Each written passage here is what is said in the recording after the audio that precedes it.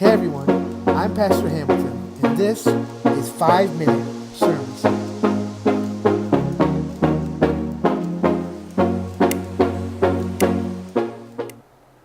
Hey everybody, hope you're doing well.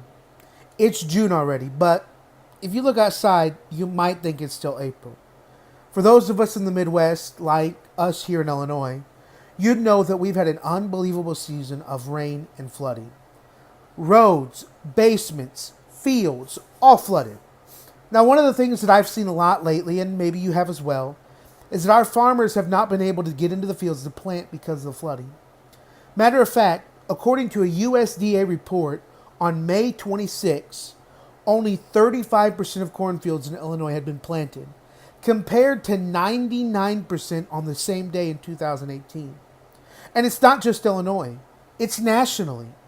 Only 58% of our national cornfields have been planted compared to 90% on the same day in 2018. Now, the effects of this could be devastating. Maybe not right away, but after this harvest, if it's small from a lack of planting, it could affect the cost of animal feed, fuel, and many other things. While sad and tragic this situation is, it is very similar to the situation that the church finds themselves in today. According to a study done by Gallup in 2018, only 38% of Americans said that they attended church, compared to 42% by the same survey in 2008. And that wasn't even every week. The average church member today only attends church twice a month. Now, while we know that numbers isn't the ultimate goal or outcome of a church success, we also can't ignore the lack of growth and declining attendance in many of our churches today. In Matthew 13, Jesus talks about a man who goes forward to sow seed. And while not all of his work was fruitful or even receptive, some did, and his work ultimately pays off.